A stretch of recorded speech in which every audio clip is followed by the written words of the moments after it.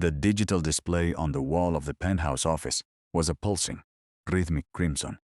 04, 22, 12, 4 hours, 22 minutes, and 12 seconds remained before the internal reservoir of hydrochloric acid would automatically rupture, dissolving the single piece of parchment that held the entire fate of the Vance dynasty.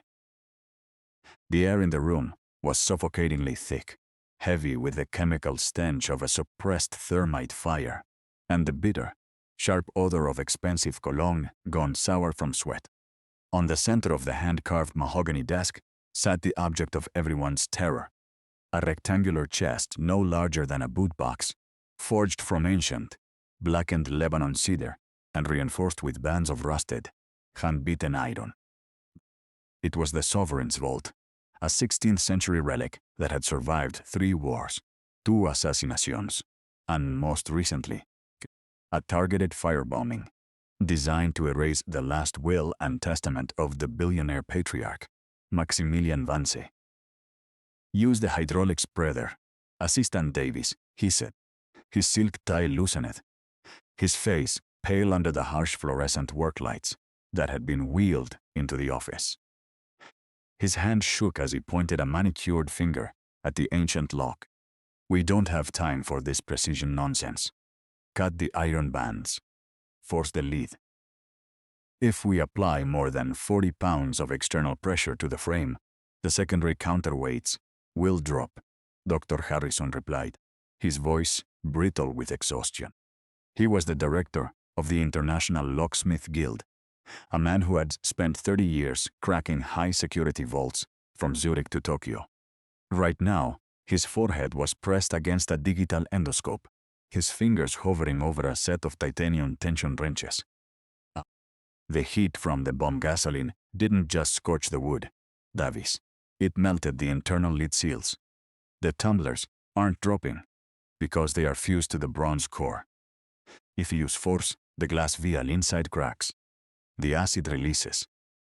Your precious empire becomes a puddle of black sludge in less than 3 seconds. Behind them, standing by the floor-to-ceiling windows that overlooked the glittering lights of the metropolis, was Maximilian Vance himself. He didn't look at his assistants, nor did he look at the 5 world-class security experts who had spent the last 8 hours surrounded by laser scanners, thermalimagers, and pneumatic drills. His reflection in the dark glass showed a man who possessed everything money could buy, yet stood utterly bankrupt before a dead man's box.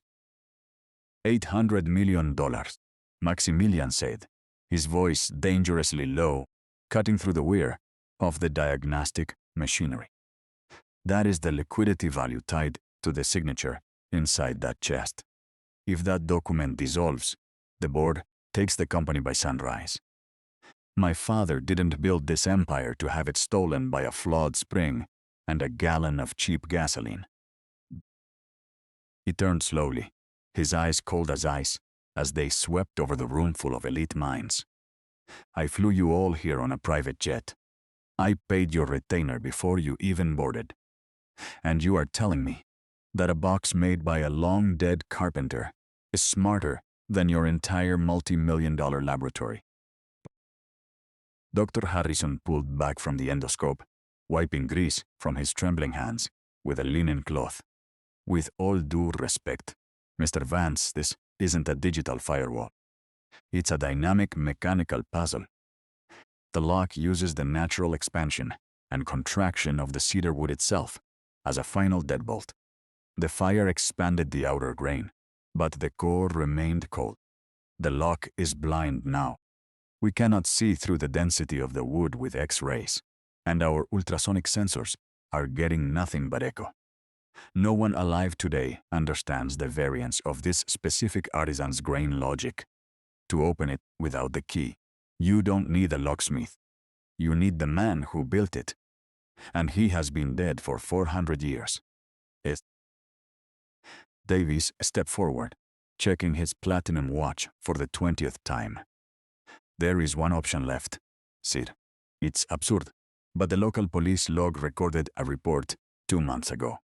A man in the Northern Industrial District, an old craftsman who specializes in the restoration of pre-industrial burial crates and historic wooden vaults. The police used him to open an antique iron safe after a warehouse collapsed because the electronic cutters were causing sparks near a gas main. They said he did it with nothing but a hammer and a piece of wire. Dr. Harrison let out a short, mocking laugh. A carpenter? A back alley repairman? Davies, we are dealing with a masterwork of European metallurgy and hidden woodwork. A man who spends his days working on pine boxes and cheap furniture will only accelerate the trigger. This is a matter for science, not a provincial handyman. Maximilian Vance looked back at the ticking timer on the wall. 4 hours, 11 minutes. The red light reflected in the polished surface of his leather shoes. Get the car, Maximilian said softly. Davies blinked. Sir? I said get the car, Maximilian repeated, his voice rising just enough to make the entire room go silent. If science is about to cost me $800 million, I will take my chances with the dirt. The rain in the Northern Industrial District did not fall in clean, straight lines. It mixed with the soot of the nearby brick kilns, coating the dilapidated asphalt in a greasy, dark film. At the dead end of an alleyway, lined with abandoned textile factories, sat a low-slung structure made of corrugated iron and rotting oak beams. A faded, waterlogged sign hung by a single rusted chain near the entrance, bearing no name, only 3 hand-carved letters, A. W.M. Arthur's wood and metalwork. Inside, the only illumination came from a single, unshielded 40-watt bulb hanging from a frayed cord over an ancient cast-iron stove. The air was cold, smelling heavily of damp sawdust, turpentine, and the sweet, heavy scent of cheap tallow candles. Chara Uno Arthur stood over a long trestle table, his tall, lean frame slightly hunched as he guided a heavy wooden handplane across the edge of a thick slab of rough-hewn pine. He wore a grease-stained canvas apron over a faded flannel shirt, its elbows worn down to thin threads. His hair, thick and peppered with gray, was pushed back from a forehead lined with deep, permanent creases. With every long, steady stroke of the plane, a thin, perfect curl of white wood rolled over his knuckles. But as he reached the end of the board, his right hand suddenly seized. A sharp, burning spasm traveled from his wrist up to his thumb joint, a severe, chronic arthritic inflammation, built from 30 years of cold winters and unrelenting physical labor. Arthur stopped, his jaw tightened, the muscles along his weathered cheekboning, flinching, as he slowly let go of the plane. He didn't cry out.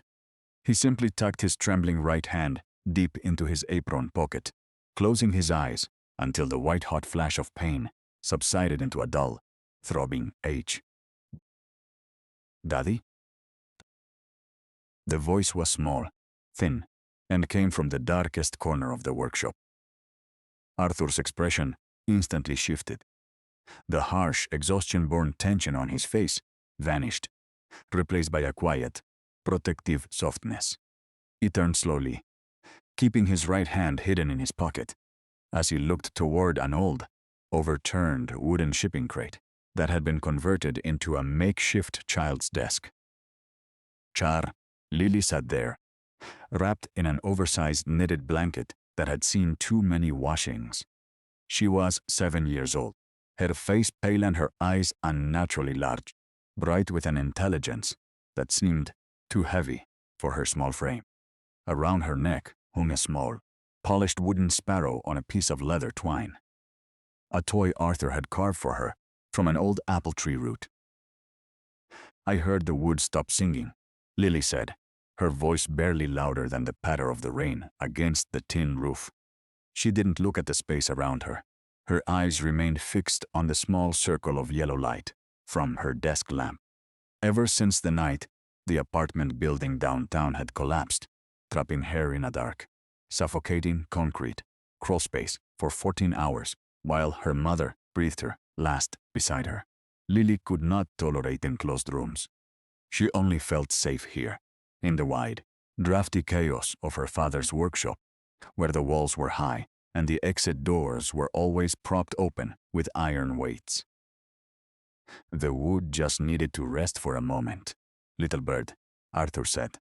His voice was a deep, gravelly baritone, carrying the steady rhythm of a man who spent more time listening than speaking. He walked over to her, his gait slow, and used his left hand to gently tuck a loose strand of dark hair behind her ear. Just like you do. Did you finish the arithmetic lines? Lily nodded, pointing to the scrap paper on the desk. If I do 3 more pages tomorrow, will we have enough for the landlord? He came by while you were at the timber yard. He said, if we don't have the $300 by Friday, he's putting the big iron padlock on the main gate.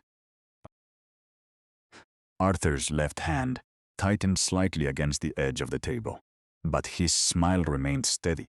The landlord likes to talk loud because the rain makes his ears ache. You don't worry about padlocks. Lily, I've never met a lock that could keep us out. Havame.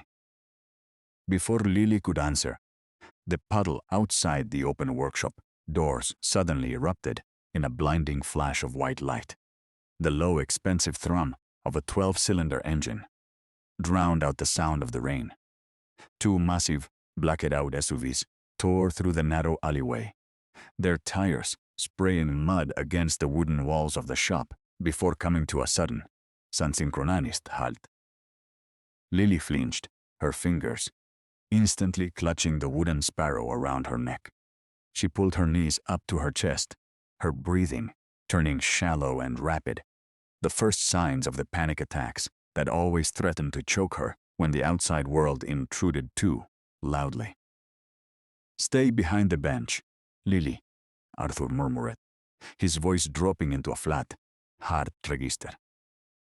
He stepped between his daughter and the entrance, just as the heavy doors of the lead vehicle flew open. 3 men in immaculate, dripping wet trench coats stepped into the sawdust-covered shop, followed by a younger man with slicked-back hair and a sharp, aristocratic nose, Assistant Davies. He held a leather folder over his head to shield himself from the stray drops falling through the leaks in Arthur's roof, his leather shoes crunching distastefully against the debris on the floor. Arthur Vance, Davies barked, his eyes sweeping over the rows of unpolished oak coffins stacked against the wall, a sneer twisting his lips. The police said you were a craftsman. They didn't mention you ran a graveyard bargain bin. Arthur did not move. He stood like an ancient oak rooted to the floorboards, his left hand resting lightly on the handle of a heavy wooden mallet. His gray eyes narrowed as they assessed the men in the trench coats, measuring their posture, their expensive leather shoes, and the absolute lack of respect in their eyes. The sign outside says closed, Arthur said, his voice flat, devoid of any welcoming warmth. If you're looking for a box to bury your manners in, I don't have anything that small. Davy's face flushed a dark, angry red. He took a step forward, his hand dropping the leather folder onto the dusty workbench, leaving a clean trail in the grime. Watch your mouth, old man. You have no idea who you're talking to. We aren't here to buy your cheap pine crates. We're here because... Davies stepped back. The command was quiet, but it carried the weight of an absolute ruler. The 3 men in trench coats immediately parted, stepping out into the rain to clear a path. Charro Tres, Maximilian Vance, stepped through the threshold. He wore a charcoal gray cashmere coat, tailored so perfectly it didn't bunch even when wet. His hair was silver at the temples, his face sharp and pale, carrying the cold authority of a man who looked at the world as a spreadsheet where everything and everyone had a price. He stopped 5 feet from Arthur, his eyes glancing briefly at the stacked coffins, then at the leaking ceiling, and finally settling on Arthur's grease-stained apron. "My name is Maximilian Vance," the billionaire said, his voice smooth, like polished marble. "I believe we share a last name, though I assure you, that is where the similarity ends. I have a mechanical problem 5 miles from here, in my penthouse. My assistant tells me you possess a certain archaic skill with old locking mechanisms." Arthur looked at Maximilian's face, then down at his hands that had never held a tool heavier than a fountain pen.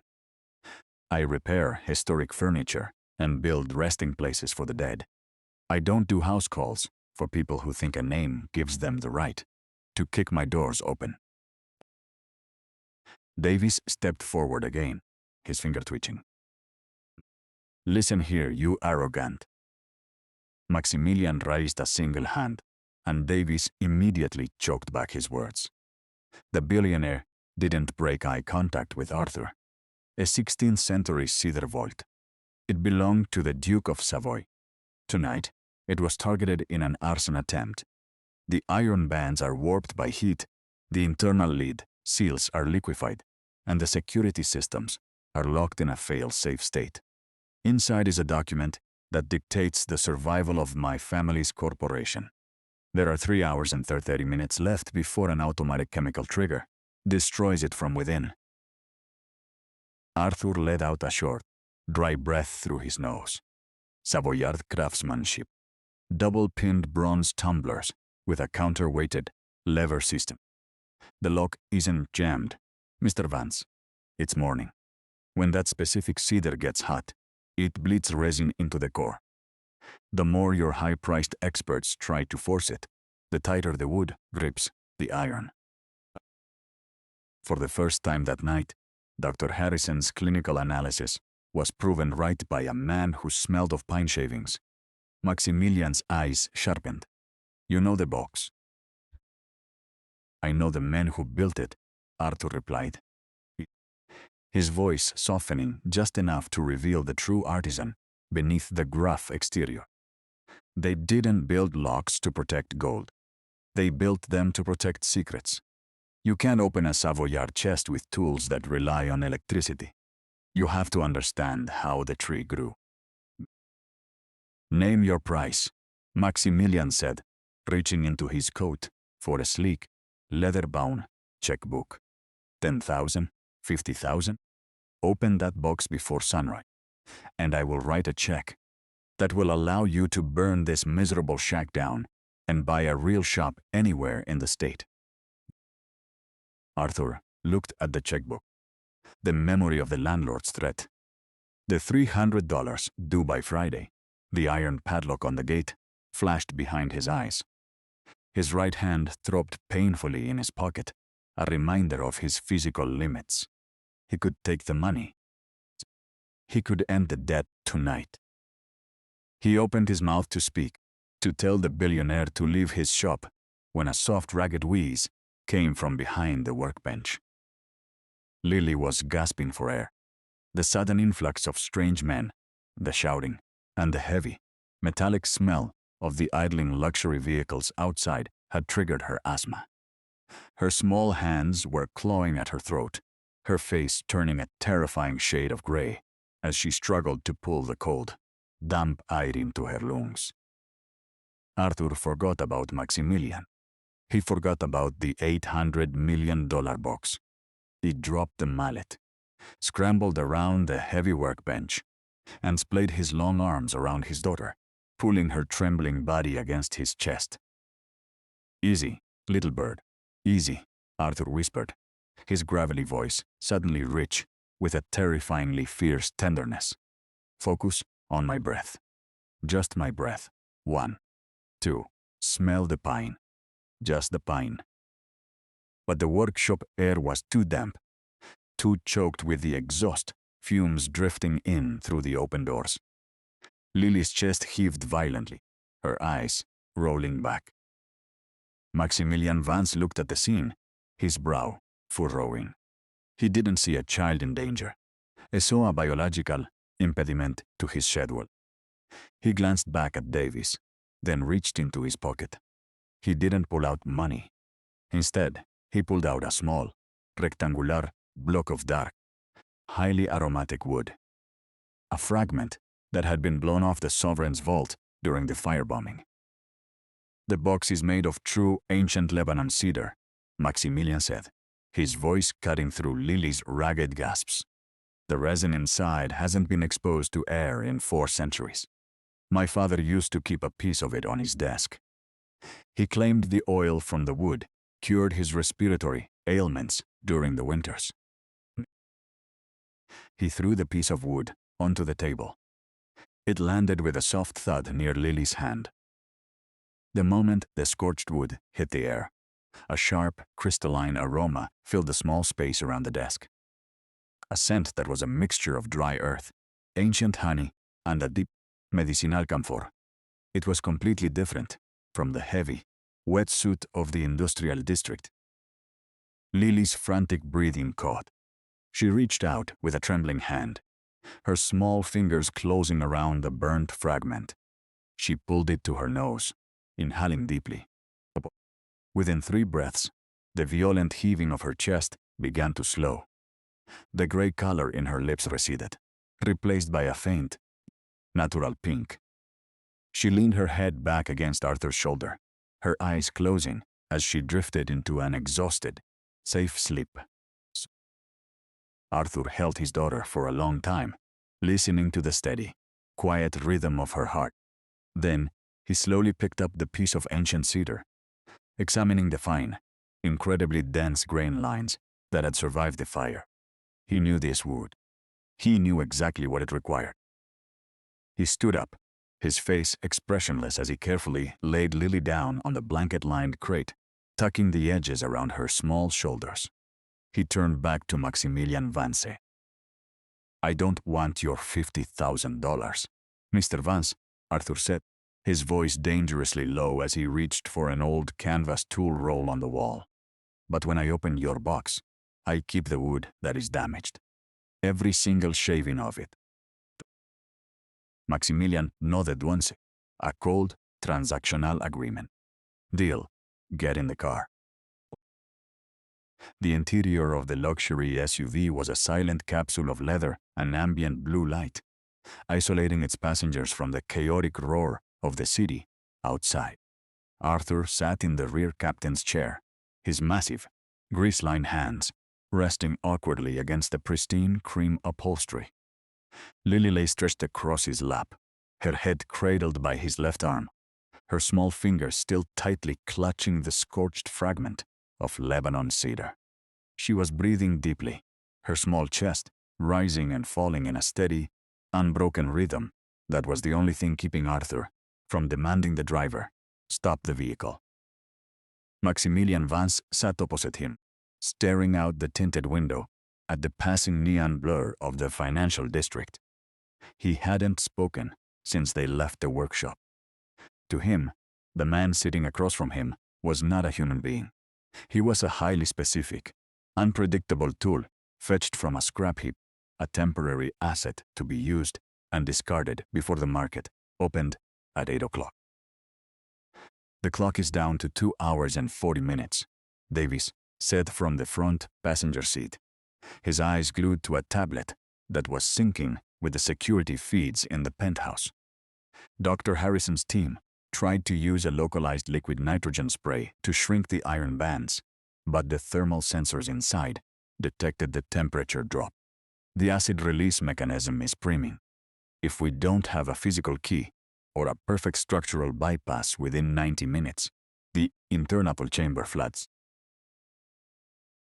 Tells Harrison to drop his tools and step away from the desk," Maximilian said, his voice flat, completely devoid of anxiety. "If he damages the core before we arrive, he'll ensure his guild license is revoked by noon." "Yes, sir," Davis murmured, his fingers flying across the screen.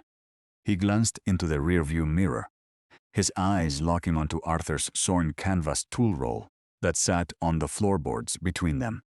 "Mr. Vance, Arthur, if I may. You realize that if you trigger that acid mechanism, You will be held legally liable for the destruction of proprietary family assets. The NDA you are about to sign at the door carries a criminal negligence clause. Arthur didn't look up from his daughter's face. His left thumb gently stroked the wooden sparrow around her neck. I don't sign papers I can't read with my hands, young man. And I don't care about your $800 million. If you want me to turn this car around, say it now. My daughter needs a dry bed, not a lecture from a man who uses 3 different types of oil in his hair. Dave's jaw tightened, his face darkening as he prepared a venomous retort. But Maximilian raised a single, leather-glove finger. Leave him, the billionaire said softly. His eyes finally shifted from the window to Arthur's right hand, which was tucked slightly into his apron, the thumb joint visibly swollen and red beneath the grime. The craftsman works with his hands, Davies, not his mouth. Let him see the box. If he fails, the law will handle the liquidation of his shop anyway to cover the breach of contract for the land. Arthur's eyes snapped up, looking onto Maximilian's cold stare. The subtext was clear. The billionaire hadn't just come to his shop by chance. He had already looked into Arthur's debts. He knew the land beneath the workshop was owned by a subsidiary of Vance Enterprises. The entire visit wasn't an offer of employment. It was an execution disguised as an opportunity. The vehicle slowed, entering the secure underground garage of the Vance Tower. The transition from the dark, rain-soaked streets to the brilliant, sterile white light of the private elevator bay was jarring. 2 armed security guards in gray tactical suits stood at attention as the elevator doors slid open, revealing an interior lined with polished obsidian and gold leaf. As the elevator accelerated toward the 85th floor, the pressure change made Lily stir. She let out a small, anxious whimper, her eyes fluttering open as the smooth walls of the elevator enclosure seemed to press down on her. The sky is wide, little bird, Arthur whispered immediately, his voice dropping into that deep, resonant frequency that acted as an anchor for her mind. He shifted her weight, allowing her to look up through the glass ceiling of the elevator car, where the structural steel columns of the tower stretched into the dark, open air above. Look at the beams. They're like the branches of the big old ash tree behind the barn. They don't fall. They hold the whole world up, just for you. Lily looked up, her frantic breathing catching, before it could spiral into a panic attack. She wrapped her arms tightly around Arthur's neck, burying her face in his shoulder. She didn't look at Maximilian, nor did she look at the luxury that surrounded her. To her, the only safe space in this tower of glass and steel was the smell of cedar oil and wood smoke that clung to her father's skin. The elevator chimed, the door sliding open directly into the grand penthouse office. The room was flooded with the harsh, clinical light of several high-powered halogen work lamps. 5 men in white laboratory coats and protective goggles stood huddled around the massive mahogany desk, their faces pale, their brows slick with sweat as they argued over a battery of digital diagnostic monitors. We have less than 2 bars of structural resistance left on the secondary cylinder, Dr. Harrison shouted, his voice cracking with panic as he pointed at a real-time stress graph on his laptop. The heat distortion has created a vacuum seal between the inner cedar lining and the iron frame. Any further acoustic scanning is just creating friction. Step away from the table. Maximilian's voice cut through the noise like a scalpel. The security experts froze, turning in unison to see the billionaire step into the room, followed by a tall, hunched man in a canvas apron, holding a sleeping child in his arms. Dr. Harrison's eyes dropped to Arthur's boots, which were leaving dark, wet tracks of sawdust and industrial mud across the hand-woven silk carpet. He looked at the sorn canvas tool roll in Arthur's left hand and let out a short, incredulous laugh. "Is this a joke, Maximilian?" Harrison said, stepping forward. His chest puffed out with professional outrage. "We are 40 minutes away from an irreversible chemical reaction that will dissolve the most important legal document in the country, and you bring in a provincial coffin maker. He doesn't even have an ultrasonic gauge. Look at his hands. The man has advanced joint degeneration. He can't hold a precision tension wrench, let alone calibrate a Savoyard lever mechanism." Arthur ignored him completely. He walked past the elite minds of the guild as if they were nothing but fence posts. He approached the large leather sofa in the corner of the room, carefully laid Lily down on the plush cushions, and pulled his sorn flannel shirt over her shoulders to keep her warm. "Stay here, little bird," he whispered, kissing her forehead. "Close your eye. Listen to the rain against the big glass. Don't listen to the people." He turned back to the room, his face hardening into an expression of absolute, unreadable calm. He walked over to the mahogany desk, stood over the ancient, blackened sovereign's vault, and let out a long, slow breath through his nose. The battle between the wealth of the modern world and the hidden logic of the old masters was about to begin. Arthur stood before the sovereign's vault, his large frame casting a long, heavy shadow over the gleaming mahogany desk. The halogen work lights beat down on the ancient cedar, causing the dried, centuries-old resin to emit a thick, heavy aroma that smelled of dry earth and old honey. Dr. Harrison stepped up beside him, crossing his arms, his face a mask of professional condescension. "Well, are you going to touch it, or are you just going to stare at it until the timer hits 0? You've already calibrated the lateral pressure sensors. If you move that box even 2 millimeters to the left without counterweights, the internal glass vial breaks. But I suppose a man who works with standard burial crates wouldn't understand the concept of a multi-axial gravity trigger." Arthur didn't look at Harrison. He didn't look at Davies, who was nervously tapping his foot while checking his tablet. He slowly reached down with his left hand and untied the canvas tool roll he had placed on the corner of the desk. The security experts leaned in, expecting to see specialized, custom-forged metal picks or historic French tension bars. Instead, the canvas unrolled to reveal an assortment of crude, weathered items: 3 small wooden wedges made of dark cherry wood, a small iron tack hammer with a split handle bound by copper wire, a yard of thick, yellow rendered animal fat, and a single long silver pin. The pin was sorn, its head beaten into the shape of a simple, stylized leaf. It was a woman's hairpin, its surface covered in microscopic scratches from decades of use. It was the only item Arthur had kept from his wife's belongings after the funeral. "Is this a joke?" Harrison let out a sharp, mocking laugh, looking over at Maximilian. "Mr. Vance, this is absurd. He's brought kitchen grease and a sewing needle to open a masterwork of Renaissance metallurgy. This isn't just incompetence.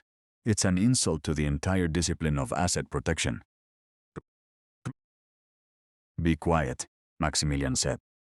His voice wasn't loud, but it had a freezing finality that caused Harrison's jaw to snap shut. The billionaire's eyes were fixed entirely on Arthur's hands. Arthur ignored the noise in the room. He reached into the jar of animal fat with his left index finger, scooping out a small dollop of the thick, yellow grease. He began to rub it gently along the warped, black charred edges of the box where the wood met the iron bands. His movements were slow, almost rhythmic, like a physician checking a pulse. "What is he doing?" Davies whispered to Harrison. "Is that some kind of chemical solvent?" "It's lard, you idiot," Harrison hissed under his breath, though his eyes were wide with confusion. "He's lubricating the external casing. It's useless. The gem is internal. But Arthur wasn't trying to lubricate the lock.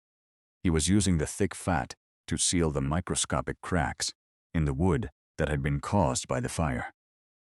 As his grease-stained fingers slid over the grain, his eyes closed.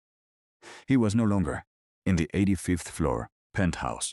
He was listening to the density of the fiber. With his right hand still tucked safely in his pocket to hide the violent trembling of his arthritic thumb, Arthur used his left hand to pick up the silver hairpin. He didn't insert it into the keyhole. Instead, he slid the blunt end of the pin into a tiny, almost invisible gap between the iron escutcheon plate and the cedar grain. He tapped the end of the pin 3 times with his small iron tack hammer. Click, click, click. The sound was sharp, metallic, echoing through the silent, tense room. The sensor just registered a structural shift, Harrison shouted, lunging toward his laptop screen. The internal temperature inside the core just spiked by 1/2 degree. You're triggering the friction plates. You old fool. Pull it out. Arthur didn't pull it out. He held the pin steady, his eyes still closed.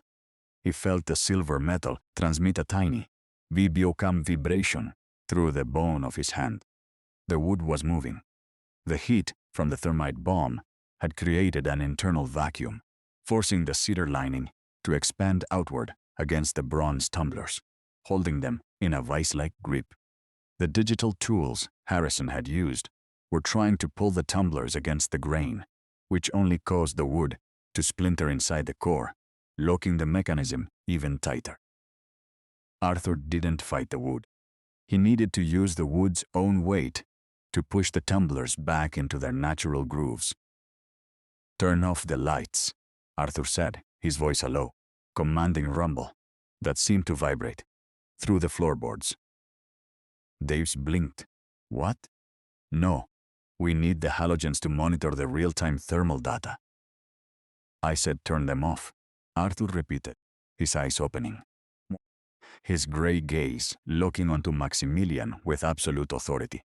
"Your lights are heating the outer grain. The wood is staying alive. I need it to go cold. If you want this box open, give me the dark." Maximilian looked at the digital timer on the wall. 2 hours, 12 minutes. The crimson glow from the display was the only light that mattered. "Davis," Maximilian ordered, "kill the lights." The massive penthouse office instantly plunged into a suffocating, crimson-wet darkness, illuminated only by the rhythmic, blood-red pulsing of the digital countdown timer on the wall. 2 hours, 11 minutes, and 5 seconds. The sudden drop in light caused the shadows of the high-end diagnostic machines to stretch like long, distorted fingers across the silk carpet. In the dark, the silence became total.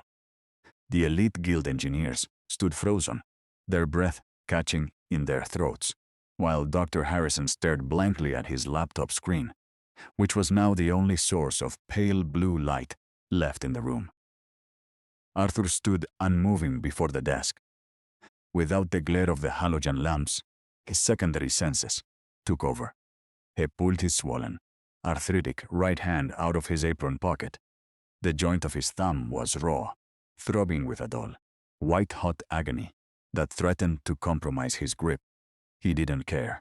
He locked his jaw, wrapping his thick, scarred fingers around the small, wooden cherrywood wedges he had placed on the table. He didn't look at the lock. He didn't need to see. Using his fingertips, he felt the cool surface of the ancient Lebanon cedar. Now that the external heat source was gone, the wood was beginning to sweat out its natural oils, the grain contracting micron by micron. Arthur slipped the first thin cherrywood wedge into the hairline fracture between the bottom iron trim and the cedar base. He didn't use the hammer this time. He used the flat, heavy palm of his left hand to push the wedge home. Toot. The gravity sensor just fluctuated. Harrison whispered frantically, his voice hushed as if he were afraid to wake the box itself. It dropped 3%. Arthur, whatever you're doing, the counterweights are shifting. If they drop another 2 millimeters, the glass vial is gone. Arthur didn't answer.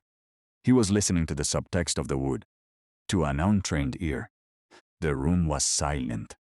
But to a man who had spent 30 years inside a quiet workshop, the box was speaking. As the cherrywood wedge forced its way into the seam, the ancient cedar fibers let out a series of microscopic, high-pitched pops. Sounds of tension being redistributed across the internal skeleton of the chest. He's fighting the grain, Arthur thought, his mind tracking the long-dead master carpenter who had built this vault 400 years ago. The maker didn't put the lock in the front. He hid the true release where the wood is weakest. Arthur moved his fingers to the back of the box, near the rusted iron hinges. His thumb brushed against a tiny, natural knot in the cedar grain. A small imperfection that any modern digital scanner would have dismissed as a standard anomaly in the material. But Arthur knew that old European artisans never used imperfect wood for a sovereign's vault, unless that imperfection was intentional. He took the second cherrywood wedge and pressed it directly into the center of the wood knot. 1 hour and 50 minutes. Davies called out from the darkness, his voice tight with an anxiety that money could not soothe. Vance, the board members are already calling the private line. The press release for the morning merger is locked in the wire. If that box doesn't open, we lose everything by sunrise. Maximilian Vance didn't respond to his assistant. He stood perfectly still in the shadows, his arms crossed over his cashmere coat. His eyes weren't on the countdown timer. They were fixed on the silhouette of the old man in the canvas apron, whose rhythmic, steady breathing was the only stable thing in the entire room. Arthur placed the blunt end of the silver hairpin directly onto the iron pin inside the wood knot. He took the tack hammer in his left hand, bypassing his injured right entirely. He struck the pin once. A low, hollow tonk vibrated through the mahogany desk. Inside the vault, something massive shifted. It wasn't the sound of a modern digital deadbolt sliding open. It was the heavy, grinding slide of 60 pounds of ancient, sand-cast bronze levers moving against 400 years of accumulated dust. The thermal graph is zeroing out, Harrison gasped, leaning so close to his monitor, his glasses hit the screen.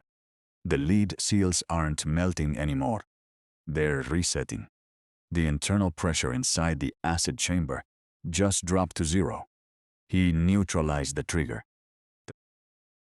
Harrison slowly looked up from his computer, his face pale in the blue screen glare.